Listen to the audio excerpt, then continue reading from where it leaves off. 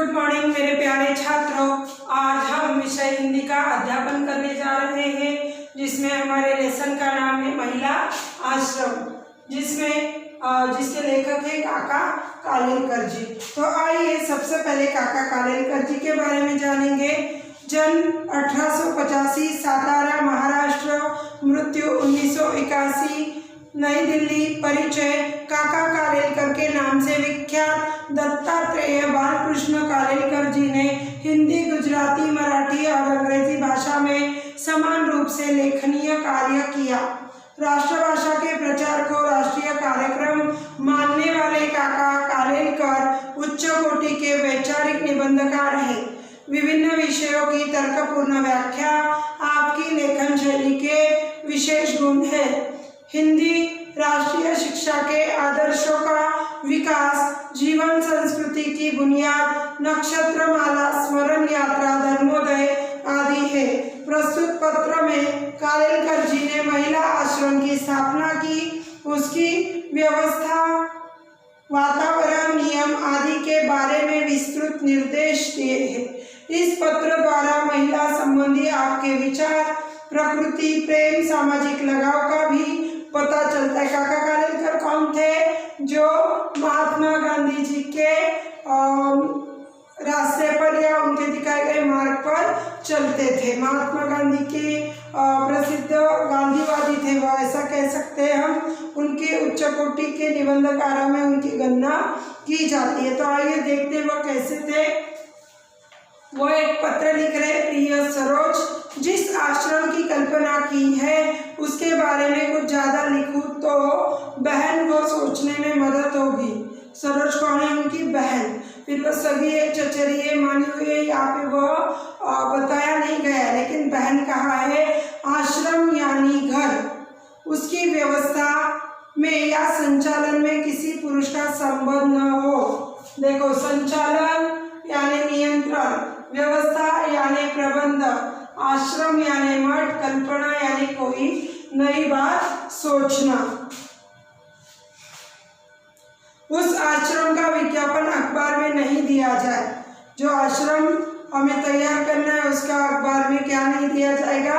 विज्ञापन जो दिया जाता है वह नहीं दिया जाए। उसके लिए पैसे तो सहज मिलेंगे, लेकिन मांगने नहीं जाना है।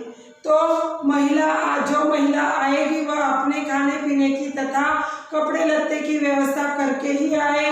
वह यदि गरीब है तो उसकी सिफारिश करने वाले लोगों को खर्च की पक्की व्यवस्था करनी चाहिए। देखिए, जो महिला आश्रम के बारे में बातचीत कर रहे हैं उसमें रहने वाली महिलाएं जब उसमें आएंगी या और कोई नई महिलाएं आएंगी, उसमें उनको खुद के कपड़े और खाने पीने के खर्च करने ही होंगे। और यदि वह नहीं कर पा रही है, जो लोग उनको ला रहे हैं उनको वह जिम्मेदारी उठानी पड़ेगी। यह बात वह बता रहे हैं। पूरी पहचान और परिचय के बिना किसी को दाखिला नहीं करना चाहिए। दाखिल हुई कोई भी महिला जब चाहे तब आश्रम छोड़ सकती है। मतलब सबसे पहले जब किसी महिला का प्रवेश आश्रम में किया जाए, उससे पहले उसकी सारी जानकारी, उसके डॉक्यूमेंट सब देखे जाएंगे। यह भी उन्होंने पत्र द्वारा सरोज से कहा है। और अगर कोई महिला आश्रम छोड़ के जाना चाहती तो उसमें कोई भी दिक्कत आश्रम नहीं दिखाएगा। वह जब चाहे वह छोड़ते। आश्रम को ठीक न लगे तो 1 या 3 महीने का नोटिस देकर किसी को आश्रम से हटा सकता है, लेकिन ऐसा कदम सोच समझ कर ही लेना होगा। मतलब कभी कभार होगा ना, अभी बहुत सारे आश्रम में महिलाएं होंगी, सभी अच्छी होगी, ऐसा नहीं हो सकता है। कोई झगड़ालू होगी, कोई शांत होगी, कोई गलत इरादे से उसमें आई होगी। और अगर आश्रम को ऐसी किसी महिला के बारे में लगा कि वह गलत है, उसकी वजह से बहुत परेशानियां हो सकती है, और ऐसी महिला को अगर बाहर हटाना है, हटा देना का मतलब है बाहर निकाल देना। ठीक है, मैंने कहीं तो लिखा है, ठीक है, नहीं भी है तो मैं कह रही हूँ कि हटा देना का मतलब है निकालना, बाहर निकालना। तो अगर ऐसा करना है तो उस महिला को 1 महीना या 3 महीने से पहले नोटिस देनी होगी कि आपको यहाँ से जाना होगा।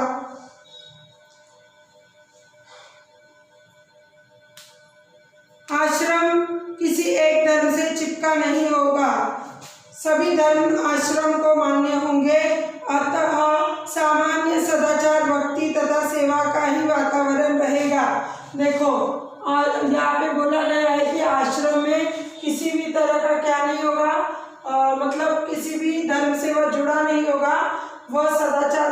अच्छे आचरण से ही चलेगा, ऐसा ही यहाँ पे काका कालेलकर कहते हैं। और सभी धर्मों को यहाँ उतना ही मान मिलेगा, ऐसा वो कह रहे हैं। आश्रम में भक्ति और सेवा का ही वातावरण रहेगा। आश्रम में स्वावलंबन हो सके उतना ही रखना चाहिए। स्वावलंबन जो दूसरों का सहारा नहीं लेते, खुद का काम खुद करते हैं, ऐसा ही आश्रम यहाँ बनेगा। और फिर सादगी का आग्रह होना चाहिए। सादगी, सरलता, सादगी यानी सरलता, आग्रह यानी अनुरोध, ठीक है। सादगी या सरलता का अनुरोध होना चाहिए। साथ ही साथ वो कह रहे हैं कि आरंभ में पढ़ाई या उद्योग की व्यवस्था भले ही ना हो सके, लेकिन आगे चलकर उपयोगी उद्योग सिखाए जाए, पढ़ाई भी आसान हो।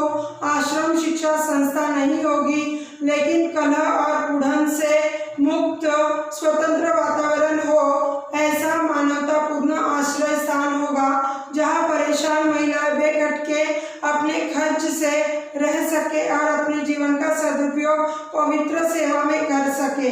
देखो, दो बातें बताइए कि ठीक है, थोड़ा वक्त लगेगा महिलाओं को कुछ ना कुछ उद्योग सीखने में, शिक्षा सीखने में, लेकिन कला और कुड़न से मुक्त वातावरण होना चाहिए। मानवतापूर्ण आश्रय स्थान यानी आश्रम होना चाहिए जहाँ परेशान महिलाएं बेघट के मतलब यहाँ पे बिना संकोच निसंकोच महिलाएं खर्च से रह सके, अपने खर्च से रह सके और अपने जीवन का उपयोग अच्छे कार्य में कर सके। ऐसा आसान आदर्श रखा हो और व्यवस्था पर सीमित यानी मर्यादित, ठीक है, झंझट न हो तो बहुत सुंदर तरीके से चला सके। ऐसा एक बड़ा काम होगा, उनके ऊपर ऐसा बोझ नहीं आएगा जिससे कि यह उन्हें परेशानी हो। ऐसी जो महिला है जो आश्रम के नियमों को पालती है या फिर आश्रम के लिए बहुत कुछ करना चाहती है, ऐसे महिलाओं पर किसी भी तरह का क्या नहीं आएगा, कोई भी दबाव नहीं आएगा। संस्था चलाने का भार तो आने वाली बहनें ही उठा सकेगी, क्योंकि उनमें कई तो कुशल होंगी। बहनें उनको संगति की, भक्ति की तथा प्रेम युक्त सलाह की खुराक दे। संस्था चलाने वाली जो बहनें हैं जो यह देखेगी, नेतृत्व करेगी, हाँ ठीक है कि मैं 10 महिलाओं पर ध्यान रखूंगी और मेरा आचरण अच्छा होगा, मैं आश्रम के सारे नियमों को पालूंगी और उनसे भी वो नियम पालने के लिए कहूँगी और उनको वह बातें उन रास्तों पर, उन मार्ग पर, उस दिशा में ले आऊँगी। ऐसी जो महिलाएं होंगी, कुशल होंगी बहन, उनको संगीत की, भक्ति की तथा प्रेम युक्त की सलाह की खुराक दे आप दीजिए। आगे चलकर संस्था की जमीन पर छोटे छोटे मकान बनाए जाएंगे, उसमें संस्था के नियम के अधीन रहकर, अधीन मतलब अंतर्गत रहकर आने वाली महिलाएं 2-2, 4-4 का परिवार चलाएंगी। ऐसी संस्थाएं मैंने देखी है, इसलिए जो बिल्कुल संभव है, बहुत उपयोगी है, ऐसा ही काम मैंने सूचित किया है। सूचित करना, बताना, दर्शाना। इतने वर्ष के बहन के परिचय के बाद उनकी शक्ति, कुशलता, उनकी मर्यादा का ख्याल मुझे है। प्रत्यक्ष कोई हिस्सा लिए बिना मेरी सलाह और सहारा तो रहेगा ही, मतलब आप खुद जो करने वाली और मैं सहारा भी दूंगा और सलाह भी दूंगा। आगे जाकर बहन को लगेगा कि उनको तो नाम मात्र, निमित्त मात्र होना था, संस्था अपने आप चलने लगेगी। देखो क्या होता है, कुछ लोग होते हैं जो अपने खुद के नाम के लिए कार्य करते हैं, लेकिन कुछ लोग होते हैं जो सिर्फ पुश करते हैं और आगे कार्य अपने आप चलने लगता है। जैसे कोई बॉल होती है, उसको फेंकने से वह बॉल बराबर आगे आगे चलती जाती है। कहने का मेरा तात्पर्य है कि आपका काम उतना ही होगा कि आप नाम निमित्त मात्र रहेगी, संस्था अपने आप चलेगी। समाज में ऐसी संस्था की अत्यंत आवश्यकता है, उस आवश्यकता में से ही उसका जन्म होगा। मुझे इतना विश्वास न होता तो बहन के लिए ऐसा कुछ मैं सूचित ही नहीं करता, सुझाता ही नहीं। तुम दोनों इस सूचना का प्रार्थना पूर्वक विचार करना, लेकिन जल्दी से कुछ तय करके यथा समय मुझे उत्तर देना। बहन यदि हाँ कहे तो अभी से आगे का विचार करने लगूंगा। देखिए मतलब उन्होंने आश्रम के बारे में क्या होना चाहिए, कैसा होना चाहिए, कैसी महिलाएं आनी चाहिए, महिलाओं को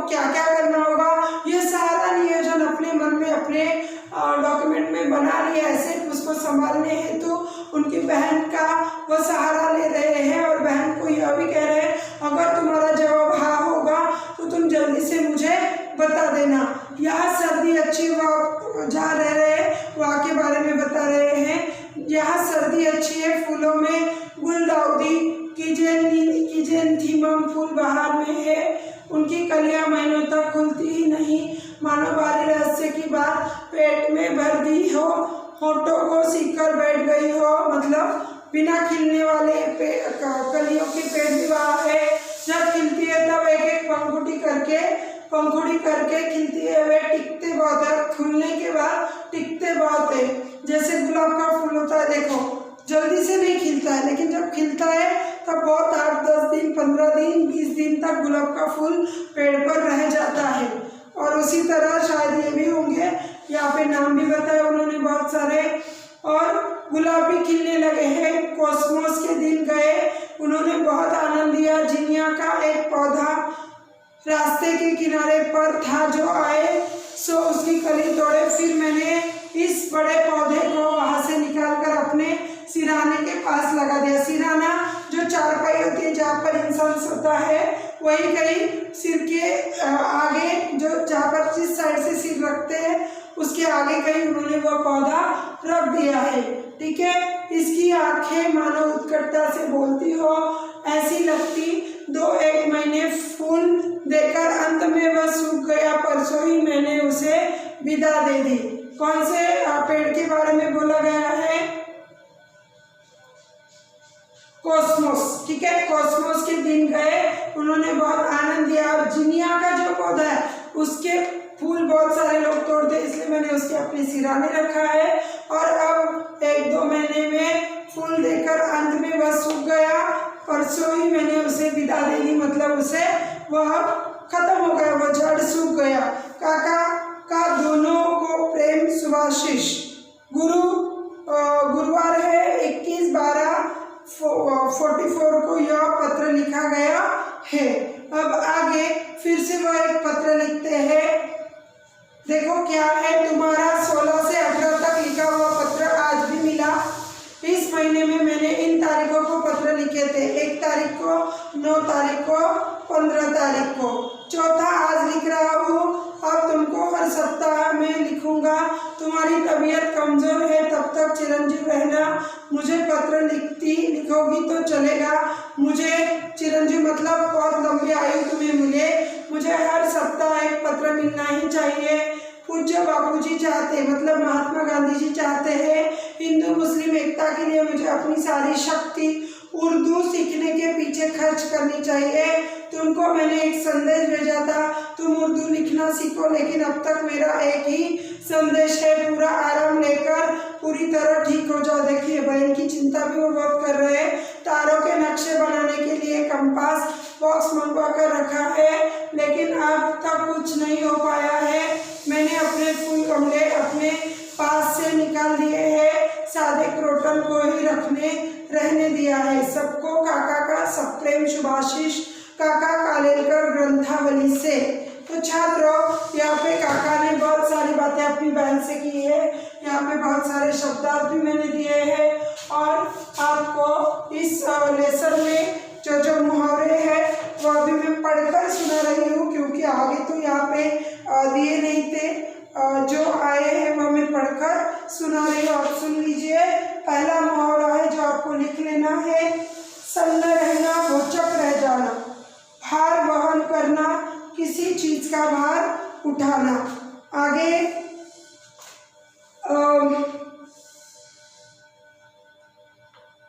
भेद खोलना, पर्दाफाश करना।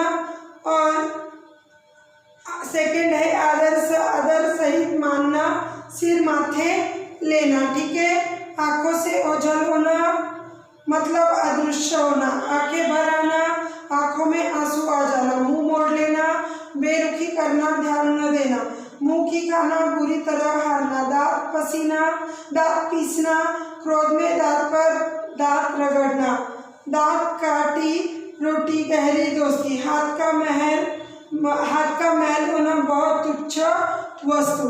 तो छात्रों इस तरह मैंने आपको मुहावरे भी बता दिए हैं।